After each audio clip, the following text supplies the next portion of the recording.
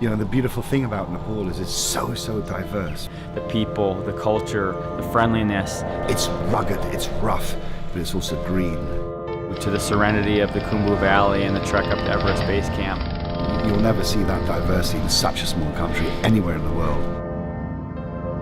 I was on Everest this spring. Everything went awry. On the 25th, a huge avalanche came down and took out about half of base camp, killing 18 people.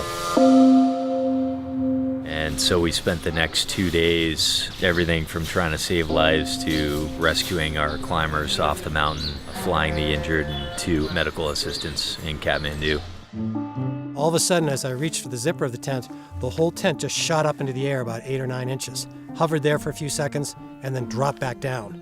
And then the whole glacier just started to bounce vertically up and down. I was in Nepal to climb Mount Everest in the spring of 2015, and we were up at Camp 1 and woke up around 11:30, and then I heard a big noise starting at about 11:56 a.m.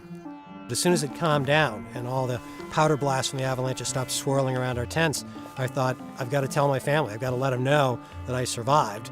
I was able to get a message to my wife within about 30 or 40 minutes after the earthquake, which was a huge advantage because she works nights, and my message arrived on her phone, and when she woke up in the morning, there were hundreds of messages from people asking if I was okay, had I survived the earthquake, but instead she knew that I was okay, and so she was able to stay calmer and get some messages out to those people that I was okay at the moment. That was a huge advantage of having the inReach. When we got back down to base camp, I was able to loan it to the doctors that had done a tremendously good job of doing triage. So as time went on and as the disaster unfolded, I found more and more uses for the inReach. I was able to use it to answer logistical questions and then even start talking to the media to share with them what I experienced at Camp 1. So it's almost like the more that it unfolded, the more uses I found for it, and the more valuable it became to me on the trip. My name's David, and I work for Samaritan's Purse as the Global Security Manager.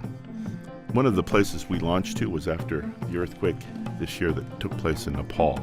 Really been hit by the landslides, the houses have been devastated. No cell service up there, sat phones didn't work, but this is one of the reasons why the DeLorme inReach really became a very useful device right after the earthquake. But with the inReach tracker, they were able to check in. When we got the check-in from them, we realized they're okay, nobody was injured. We were able to go back and forth and get a lat and long fix to see where they were, and then be able to plot out where the helicopter could actually go. And you know, the devices we had about 20 in use, really played an important role that day. Just calming to know that we could communicate with them and that they were okay. Well, when a disaster hits, I think at the first moment you need to be really aware of what's going on around you. And then as things start to calm down, having a communication device like the DeLorme really helps work out a plan to take care of yourself, your community, and even strangers that you meet along the way.